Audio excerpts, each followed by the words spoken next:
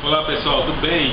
Eu sou o Nestor, da Segurança do Trabalho, criador e editor do blog Segurança do Trabalho em WM, aquela coisa toda. Hoje nós estamos aqui entrevistando Sabino de Oliveira.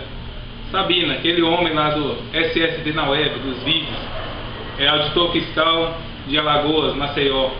E hoje a gente vai saber mais um pouco dessa profissão dele de auditor fiscal do trabalho, do SSD na web e, enfim, muita coisa vem pela frente aí. E aí, Sabino, vamos lá? Vamos lá, mas antes de começar a responder as perguntas, eu queria dizer que é um prazer, uma satisfação muito grande estar aqui prestigiando o seu trabalho na internet e de todo o pessoal que te acompanha também no trabalho na web. Beleza. Bom, então vamos começar. Como surgiu essa história de auditor fiscal do trabalho? Você tem pais que são auditores fiscais do trabalho? Não tem nenhum auditor na minha família, né? Eu sou ex-bancário. E como a maioria dos bancários, eu adquiri uma doença ocupacional, né? Eu tive um probleminha no ombro direito, ficava afastado, voltava a trabalhar, ficava afastado, voltava a trabalhar. Um belo dia, quando eu voltei de um afastamento de 15 dias, o banco me demitiu. Aí eu tive que ser submetido a uma cirurgia, tive um pós-operatório bastante complicado, né? Aí depois, desempregado, recém-casado e desempregado, né? Aí minha esposa voltou, um dia da rua, vai ter um cursinho preparatório, porque vai ter concurso para auditor fiscal. Por que você não estuda? Se você estudar, você passa. Eu estudei e passei, né? Então foi isso que me levou a ser auditor. Eu tinha já escutado falar sobre PPRA, PCMSO, porque uma vez o banco foi fiscalizado, né? E eu que fui receber o auditor fiscal. Mas até então nunca tinha passado pela minha cabeça. Então, ou seja, foi a doença ocupacional que eu tive que me fez hoje, né, trabalhar para que elas não aconteçam nas outras pessoas. Muito interessante. Quais as principais dificuldades da profissão de auditor fiscal do trabalho? A principal dificuldade, eu diria não as principais, mas a principal é a falta de estrutura que o auditor fiscal tem para trabalhar. Porque nós somos em uma quantidade muito reduzida e muitas vezes precisamos vencer grandes distâncias. Então, nem sempre a superintendência ou a gerência, né, as unidades locais do Ministério do Trabalho têm essa boa infraestrutura para propiciar para que a gente possa exercitar o nosso trabalho. Então, acho que a maior dificuldade nossa seria essa, a falta de estrutura que muitas vezes as unidades locais do Ministério do Trabalho propiciam para a gente. Entendo. O que te deixa mais nervoso no trabalho, assim, no seu dia a dia de trabalho? Eu não diria nervoso, eu diria aborrecido.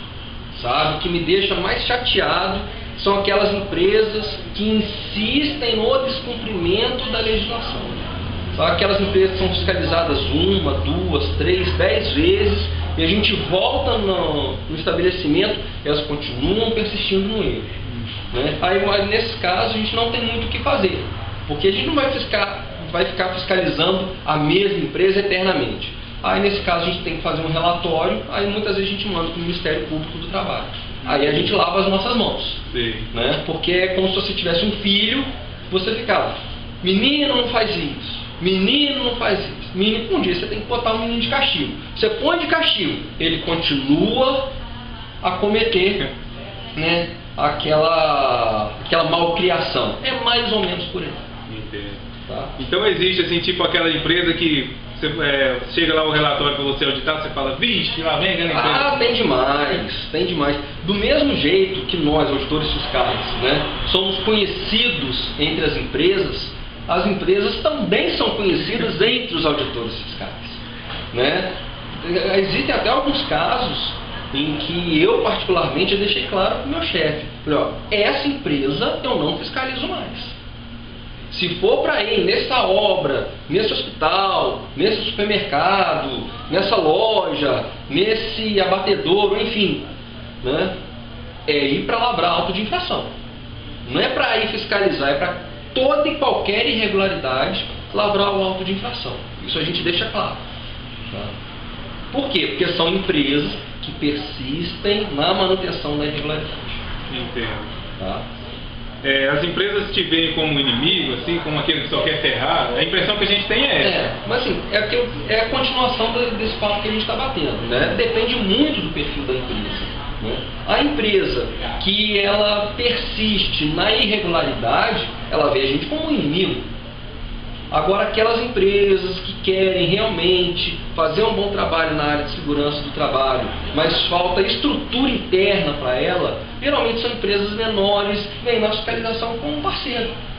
E é o que nós realmente somos, né? Um parceiro de quem pretende trabalhar direito. Agora, quem pretende manter as irregularidades trabalhistas, esse jamais pode ver na fiscalização um parceiro, que a gente não vai ser conivente com irregularidade. Tá? Pergunta do Mário Sobral Júnior, meu amigão professor Mário Sobral Júnior. Você concorda com um concurso aberto para qualquer profissional de nível superior, ou seria interessante uma cota só para profissionais que já têm conhecimento específico em determinada área? Olha, eu concordo com os dois lados, digamos assim. Tá? Eu acho importante esse concurso aberto para todas as graduações, porque existem uma infinidade de atividades econômicas. Se nós mantivermos, por exemplo, um concurso para auditor fiscal do trabalho só para médico do trabalho ou só para engenheiro de segurança, vai chegar um dia que a gente vai ter uma grande dificuldade em avaliar tecnicamente, por exemplo, uma análise ergonômica do trabalho. Porque nem sempre um médico do trabalho ou um engenheiro de segurança tem aquele conhecimento específico. Né? A gente precisa o quê? Do colega que é formado em educação física, do colega que é formado em fisioterapia.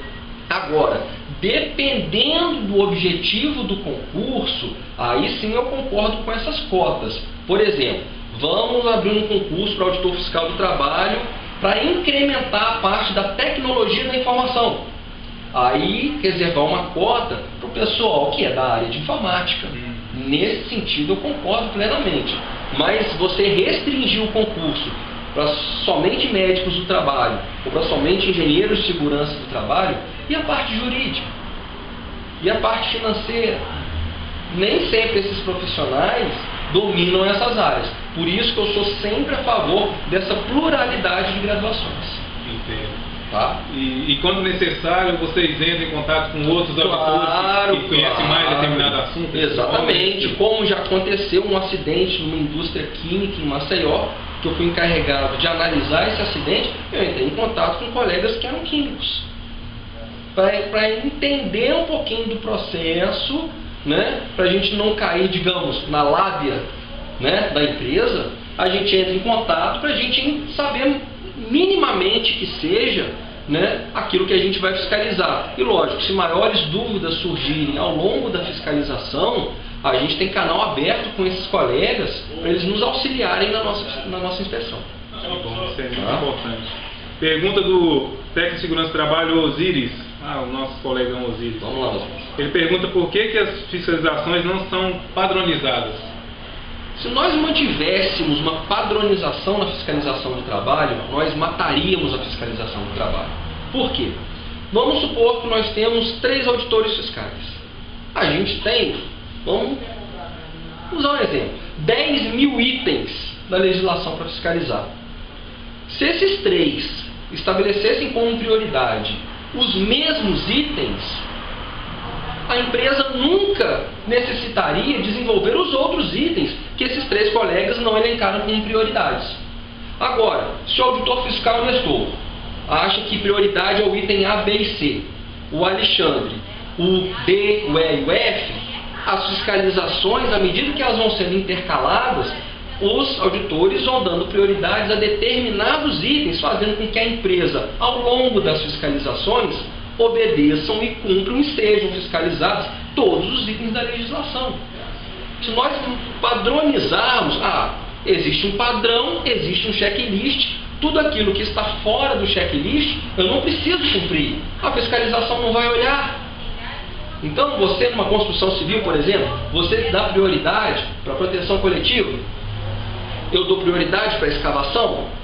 Um outro colega dá prioridade para jornada de trabalho, e assim a empresa vai sendo fiscalizada em todos os itens à medida que os auditores vão se revezando, já que não existe essa padronização. Para mim é benéfico. Entendo. Tá? Existe alguma estimativa em dados assim do déficit de auditores fiscais de trabalho? Você tem esse conhecimento em números? Olha, existe, porque existe uma convenção da Organização Internacional do Trabalho, que é a OIT. Ela estabelece quantidade de pessoas presentes na população economicamente ativa para cada auditor fiscal do trabalho. Eu não tenho agora um número exato. Por exemplo, tá? 70 mil pessoas na população economicamente ativa para cada auditor fiscal, suponhamos. Tá? Essa proporção no Brasil ela não vem sendo cumprida. Sabe? Então hoje nós temos em torno, tá, de 800 cargos vagos, ou seja, são cargos que já existem por lei, mas que não tem auditor fiscal para preencher. E para que essa proporção da OIT seja cumprida, mais de 1.000 cargos novos deveriam ser abertos. Ou seja, hoje no Brasil nós temos aí pelo menos um déficit de 1.800 auditores fiscais. É muita coisa, é muita coisa. Se resolvesse, por exemplo, esse déficit dos 1.800, você acha que resolveria o problema de segurança do trabalho das empresas? Não, certamente que não, porque a segurança do trabalho não é a fiscalização do trabalho que promove, é a cultura da empresa. É a mesma coisa a gente falar que toda a população do país que dirige um carro ou moto, né, vai parar de beber antes de dirigir só porque nós aumentamos as blitz nas estradas. É o que? É uma cultura das pessoas em não beber antes de dirigir que vai fazer com que os acidentes parem de acontecer nas estradas e não o aumento das blitz. O aumento das blitz vai, de certa forma, constranger essas pessoas a cometer as irregularidades, mas não vai evitar que elas aconteçam. O raciocínio para o direito do trabalho, para a fiscalização do trabalho é o mesmo. A gente aumentando a quantidade dos auditores, a gente consegue melhorar a qualidade, a gente consegue aumentar a quantidade de empresas fiscalizadas, mas impedir que as irregularidades aconteçam, isso só a cultura interna da empresa. Tá? Trabalho a longo prazo. Mas assim, no final tudo acaba bem, sabe, Nestor? Eu sou um otimista por convicção. Então eu acredito que mesmo a passos lentos, a passos de tartaruga, né, lógico, em função do trabalho, em função da conscientização, em função das parcerias, né, mas tudo caminha para o bem. Basta que todos os envolvidos tenham esse interesse, o que nem sempre acontece. É verdade. Estava assistindo um dos seus vídeos e eu vi você falar do exemplo lá do bebedouro, oportunidade de melhoria. Eu queria que você desse uma explanada nisso, que é bem interessante. Muitas vezes, um empresário, um empregador, ele pensa no custo imediato de determinadas melhorias. Por exemplo, um canteiro de obra com 10 pavimentos, com 10 andares, né, ele precisa colocar um bebedouro no 5º pavimento. O que muitas vezes o empresário pensa? Nossa, um bebedouro no 5º pavimento custa R$500. Ele pensa no custo R$500 e não compra esse bebedouro. Né? Só que ele se esquece que são o quê? São 10 pavimentos. Que os empregados lá em cima vão precisar beber água, vão precisar descer 10 andares. Olha o tempo que ele deixou de trabalhar. Inevitavelmente ele vai encontrar com amigos, conhecidos, vai trocar uma ideia. Né? Chegou lá embaixo, ele se lembra que tem que subir 10 andares. Né? Subir escada. Aí olha para o relógio, nós faltam 15 minutos para o almoço, eu vou aproveitar e vou ao banheiro. Aí ele vai para o banheiro, conversa com o almoxarife, procura o cipeiro. Opa, horário do almoço. Então quando o empresário coloca isso na ponta do lápis, ele teve um custo muito maior do que os R$500 pela produtividade que ele deixou de ter. Isso em economia, aí eu vou puxar a sardinha para o meu lado, que sou formado em economia, né, é o que a gente chama de custo de oportunidade.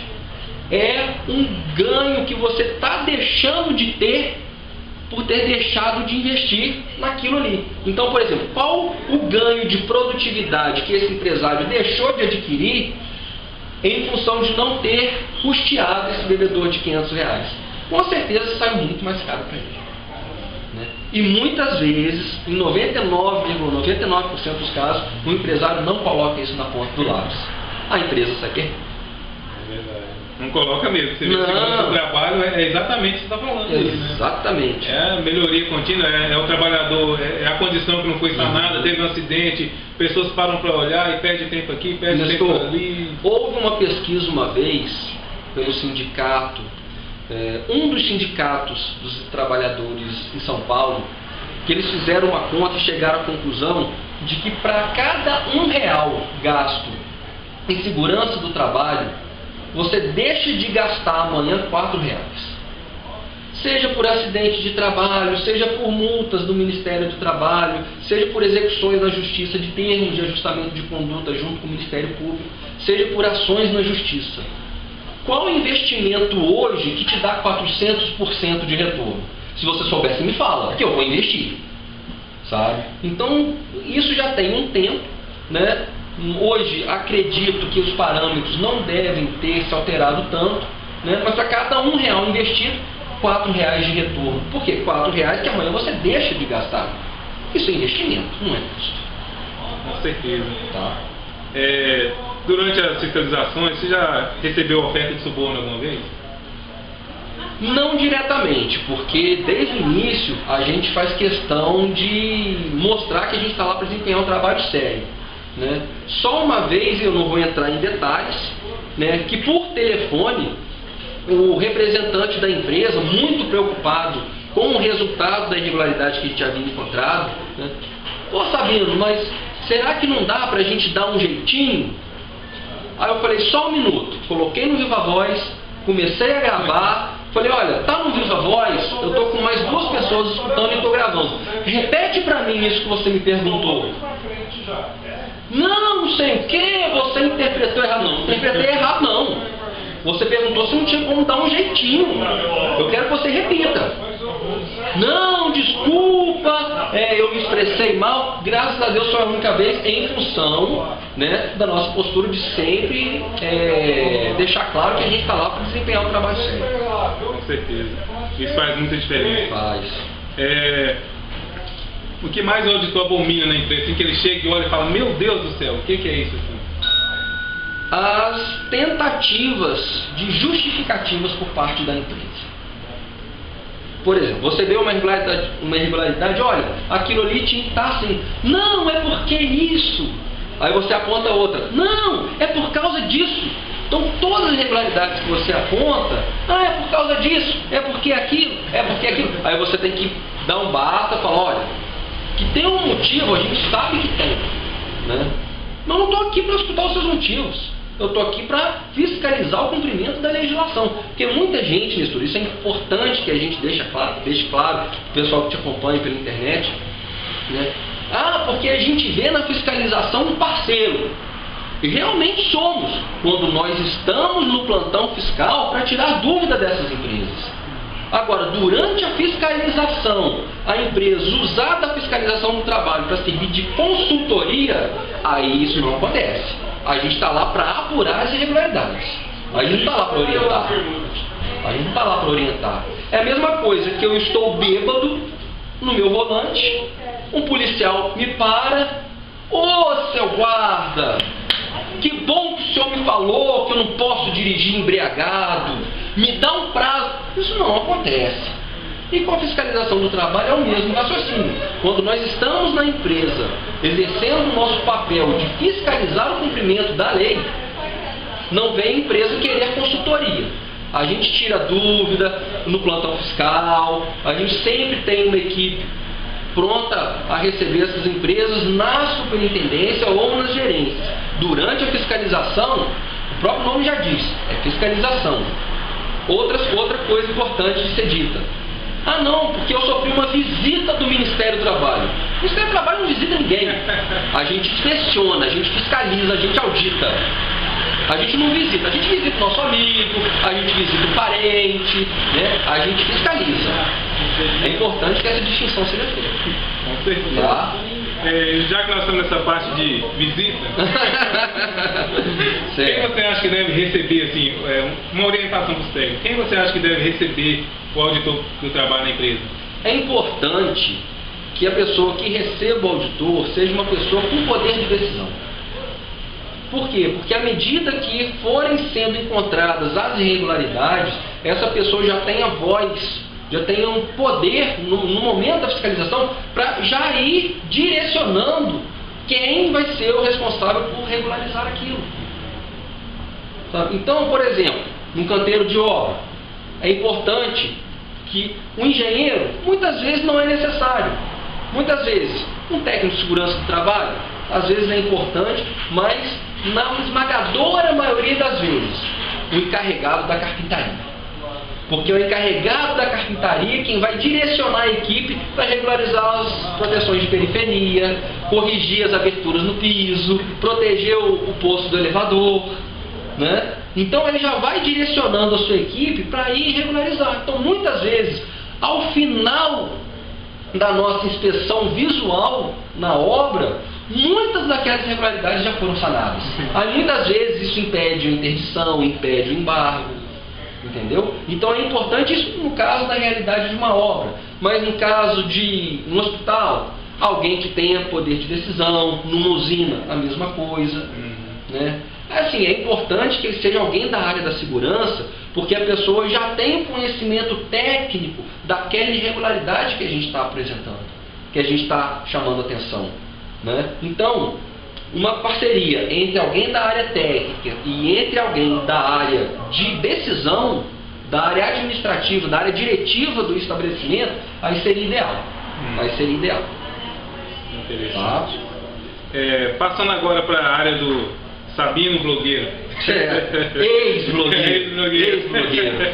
Como você teve a ideia de criar aqueles vídeos que até hoje, aqueles vídeos fazem muito sucesso na internet? Olha, eu sou uma vez, a gente sempre participa de CIPATs, a gente sempre participa de encontros na área de segurança do trabalho. Então, um belo dia, eu participei de uma CIPAT que teve envolvido aí cerca de 400 trabalhadores. Eu cheguei em casa conversando com a minha esposa, né? A gente foi pensando, o raciocínio sempre vai sendo construído à medida que o papo vai se desenvolvendo, né? São 400 pessoas que receberam informação ali, mas que na semana que vem já vão ter perdido muito dessa informação, porque o dia a dia é aquela bola de neve, né? Então a gente começou a construir alguma possibilidade de manter essas informações disponibilizadas para sempre. Né? Se bem que para sempre é muito tempo, mas assim, que as pessoas pudessem acessar à medida que fosse sendo necessário. Então a gente começou, né, sem qualquer tipo de pretensão de, nossa, na época eu falei, se tiver 1000 acessos tá bom demais, né? Tá bom demais. E a gente surpreendeu, só no YouTube foram mais de 1 milhão de visualizações, sem contar o pessoal que fazia o download, botava no pendrive, levava para as escolas e compartilhava no pessoal de pendrive para pendrive. Então chegou no momento que a gente perdeu totalmente o controle quantitativo desses acessos. E só para justificar, e por que a gente tirou esses vídeos do YouTube? Por mais que a gente chamasse atenção, por mais que a gente informasse, por mais que a gente destacasse que esse material, que a gente não recomendava a utilização dele para concursos públicos, as pessoas insistiam em estudar para concurso através do nosso material. Então, o nosso receio qual foi? Gente, suponhamos que uma videoaula esteja desatualizada, a pessoa estuda através dela, vai mal no concurso porque a NR atualizou e a gente não teve tempo de atualizar a videoaula. Então a gente vai estar prejudicando essa pessoa que está lá estudando, batalhando para ter um futuro melhor, para si e para sua família. Né? Então, qual a conclusão que a gente chegou? O acesso à informação do dia a dia, existem outros canais na internet. Né? Existem diversos canais na internet, existem livros, existem publicações. Né? Então, para impedir, né, que essas pessoas se deem mal nas provas, por causa da nossa incapacidade de atualizar a videoaula à medida que a NR é atualizada, a gente optou em retirar esses vídeos do YouTube, mas a gente continua à disposição. Muita gente continua escrevendo pra gente, a gente respondendo, né? Algumas pessoas continuam mantendo esses nossos vídeos disponibilizados na internet, mas a gente achou melhor, em função dessas pessoas que insistiam em estudar para concurso, através dos nossos vídeos, e eu insisto nisso, mesmo a gente dizendo que a gente não recomendava, a gente optou em tirar os vídeos do YouTube. Entendo. Tá? Foi um sucesso tão grande, que até hoje está lá. Né? Assim, eu agradeço muito a confiança das pessoas, o carinho que eu recebo de todos os lugares, todas as regiões do país. Já recebi e-mails de Portugal, né, a respeito dessas videoaulas. Então o negócio tomou uma magnitude que a gente não esperava E se a gente soubesse no início do blog que ele ia ter esse sucesso, a gente teria até procurado um nome mais sugestivo do que blog do Sabino, né? Mas como a gente não tinha pretensão nenhuma, sem inspiração na hora, vai isso mesmo, e ficou, o nome pegou e tá aí até hoje. O blog a gente não atualiza mais, né? Muito raramente a gente escreve uma coisa ou outra, mas no Facebook a gente continua aí trabalhando na medida da nossa limitação. Trabalhando bem, né? Porque eu estava vendo lá, você tem 3.700 seguidores, né? São 5.000 amigos e muita gente escreve: Sabino, eu estou tentando te adicionar, não consigo, a fila tem mais de 1.000 pessoas. Nossa. Sabe? Então, assim, são 5.000 amigos, são quase 4.000 seguidores, fora o pessoal que escreve pra gente, e é bem bacana, assim, o carinho que a gente recebe do pessoal não tem dinheiro que pague. Não tem dinheiro que pague. E sucesso no Facebook. Eu fico muito agradecido, sabe? Eu fico muito agradecido, porque igual uma coisa que eu até reluto muito em aceitar: não, mestre Sabino, gente, eu não sou mestre de nada, sabe? Eu sou um auditor fiscal que, dentro das minhas limitações, procuro fazer um bom trabalho, né? Procuro fazer um bom trabalho, e existem colegas muito mais capacitados, né? Então, a nossa única diferença é que, em função da insônia, né, a gente procura, nesse momento que a gente está sem sono, fazer um trabalho direcionado para a internet. Parece que deu certo, né? E que bom, a gente fica muito satisfeito em saber que a gente está contribuindo, né, mesmo que minimamente, que a gente está contribuindo com as pessoas e desempenharem os seus papéis na área prevencionista, para a gente levar as NRs para quem de fato precisa delas, que é o trabalhador. Verdade. Né? Você tem assim um posicionamento a respeito da formação dos técnicos? Você sente alguma dificuldade, alguma coisa assim, ou não, você não sentiu ainda esse time da coisa? Olha, Nestor, a pouca experiência que a gente tem na área, tá, mostra pra gente que hoje, infelizmente, isso não é uma regra, tá, mas infelizmente a maioria dos cursos estão voltados muito para a parte fria da lei. Então, o que eu estou querendo dizer com com o lado frio da lei? Da NR puramente textual. Gente, essa aqui é a NR 29. E pronto. Não leva uma vivência, não leva uma imagem, não leva o pessoal para o campo, sabe? Raros hoje, pelo menos os que eu vejo e o que os alunos escrevem para mim, né, que eles sentem muita falta do lado prático. Foi daí também que contribuiu para o nosso trabalho, levar um pouquinho da parte prática das NRs para as pessoas. E acredito que daí vem o sucesso, e não pela minha qualificação técnica, mas pela escassez de informação prática ligada às NRs, sabe? E eu acho que assim, eu vou me atrever a dar uma sugestão para os cursos enfatizarem mais a parte prática. NR32 levou o pessoal para uma visita técnica para um hospital, para uma clínica, sabe? NR31 levar o pessoal para a área rural. NR18 botar o pessoal dentro de um canteiro de obra, uma visita acompanhada com um técnico de segurança da construtora, com um técnico de segurança do hospital, com um médico do trabalho, com um enfermeiro do trabalho. Levar o pessoal para a área rural, com um acompanhamento da pessoa responsável tanto pela parte urbana quanto pela parte rural das usinas, sabe? Então isso que a gente sente muita falta, e assim, teria um ganho exponencial caso os cursos começassem a ter esse tipo de preocupação. Então hoje é o que eu mais sinto relacionado ao ensino técnico, focado na parte de segurança do trabalho. Tá? Você já passou por alguma situação triste assim nas suas fiscalizações, nas suas auditorias? É fiscalizações ou auditoria? Qual o termo? Não, tanto faz. As suas fiscalizações, as suas auditorias, as suas inspeções, isso aí são sinônimos. Geralmente a gente usa a auditoria mais para papel, folha de pagamento, férias, fundo de garantia, e na área do trabalho em si são as inspeções e as fiscalizações. Mas como a gente normalmente faz um pouco de tudo, então acabam sendo sinônimos, tá, Nestor? Mas assim, eu diria a parte triste e marcante foi a minha primeira ação fiscal, que foi num abatedouro clandestino, sabe? A forma com que os animais, sabe, recebem um tratamento pode parecer um termo até curioso, mas um tratamento desumano. Eu não vou contar aqui a desumanização com os trabalhadores, que acaba sendo uma consequência, mas assim, nenhum tipo de respeito à vida do animal. O abate, quando não dava certo, eles eram sacrificados com porretadas na cabeça. Então foi uma cena muito chocante para quem está começando a trabalhar na fiscalização do trabalho, e nós vimos ali crianças, mães, pais, avós, tudo naquele ambiente.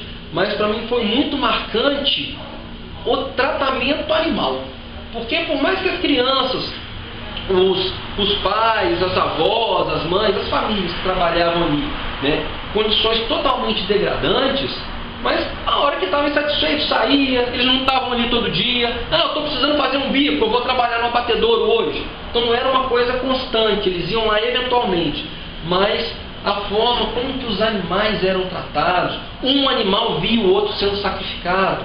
Então quando ele ia para a posição de abate, ele não queria, ele começava a dar coice no de trás para sair dali, e o de trás começava a dar chifrada nele para ele ir para frente. Foi uma coisa bastante marcante. E o que mais me chamou a atenção, quando ele vê que não tem jeito, que ele vai ser abatido, o olho se apaga. Aquele olho que não passa nenhuma expressão de vida, sabe? Porque enquanto ele está ali lutando pela sobrevivência, você vê que ele está na adrenalina, aquele olho vivo. Mas quando ele vê que ele foi vencido, aquele olho apagado. Aí vem o lance, que é a lançada na nuca. Aí muitas vezes ele fica se debatendo, sofrendo no chão. Foi uma coisa bem marcante. Por isso a importância da INR dos frigoríficos, porque ela dá um tratamento mais humanizado tanto para os trabalhadores, mas dá condições mais dignas também para os animais, para os animais. Pode até parecer uma coisa assim, nossa, o Alexandre está priorizando a dignidade do animal. Não é isso, gente, por favor, não é isso, sabe? Mas é uma coisa que foi bastante marcante para mim, foi aquele olhar apagado e sem esperança. Então isso acaba motivando a gente a desempenhar cada vez mais um trabalho melhor para uma coletividade geral, Com certeza. Eu tive a oportunidade também de ver um vídeo, eu até esqueci o nome dele agora, que tratava dessa questão do abatedor, e realmente é chocante. É bastante marcante. Eu pensei seriamente em me tornar vegetariano, relutei, mas eu não consegui virar vegetariano. Mas quando eu vi aquele vídeo, realmente a brutalidade dos animais sofrem lá, e os trabalhadores também são tratados feito bicho também. Exatamente. É muito complicado. É bastante negativamente marcante. Felizmente a NR36 está aí, e a gente espera que essa realidade seja mudada. Exatamente. Já aconteceu alguma situação engraçada com você durante a auditoria? Não durante a auditoria, mas durante o processo da auditoria. Foi uma vez que eu e um colega fiscalizando cidades do interior. Então quando a gente chega em uma cidade que a gente não conhece, a primeira coisa é procurar algum lugar para ficar.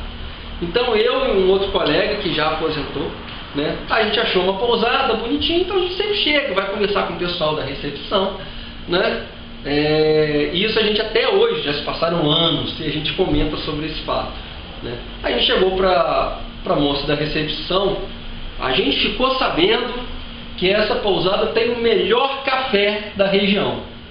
Aí ela vira pra gente e fala, olha, tô percebendo que vocês viajam muito, vocês já devem ter provado muitos cafés.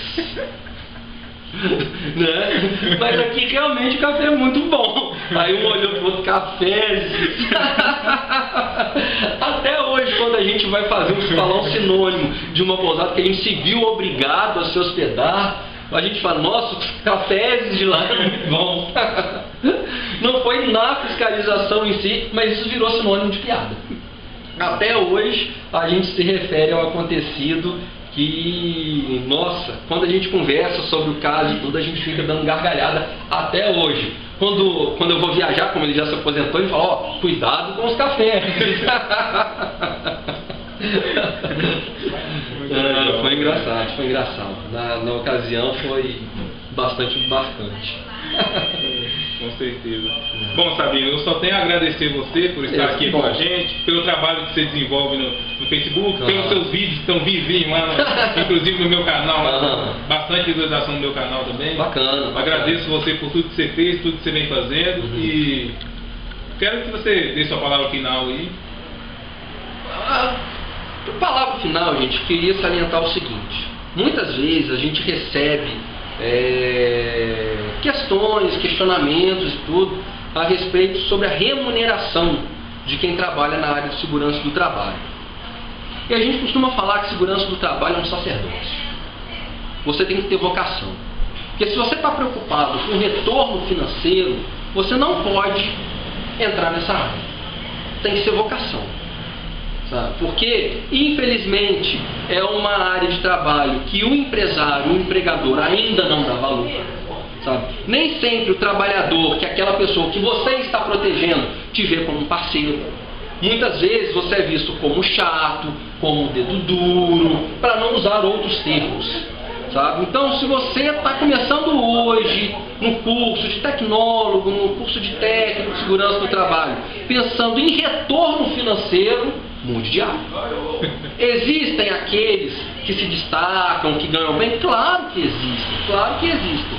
Mas, infelizmente, ainda não, esses não são uma regra ainda. Tá, Nestor?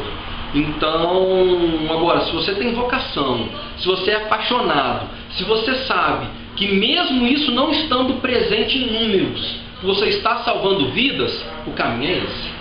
Porque se a gente pergunta para alguém da área financeira, qual o retorno que você teve? Qual o seu faturamento? Qual a redução da sua margem de custo? Qual o aumento da sua margem de lucro? Ele vai ter isso na ponta do lápis.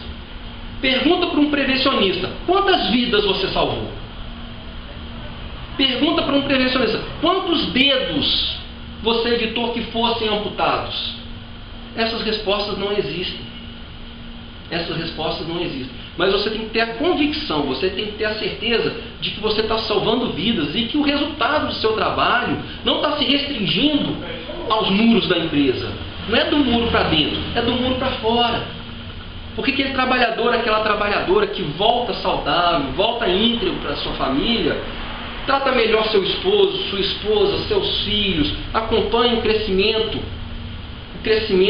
financeiro, o crescimento da família, o desenvolvimento intelectual dos filhos. Isso não tem preço. É uma coisa que, com o passar do tempo, é aquilo que eu falei, é um retorno muito maior do que o financeiro. Agora, se você estiver preocupado em comprar o iPhone da moda, ter o carro zero e comprar o melhor apartamento, muda de área. Muda de área. Agora, se você tem a vocação de salvar vidas, se você tem certeza que o seu trabalho está tendo resultado, mesmo que ele não apareça expresso em números, acho que o caminho é esse. Eu acho assim, eu sugiro que a pessoa dê o sangue mesmo, dê o suor, mesmo sendo chamado disso, daquilo, por aquelas pessoas que ele está salvando, tá? Eu acho que nada melhor do que a tranquilidade da nossa consciência. Então, a sugestão que eu dou é essa. Beleza. Muito obrigado aí pela participação, Sabino, de novo. A gente teve uma moto atrapalhando a gente um pouquinho. E a gente vê, pessoal.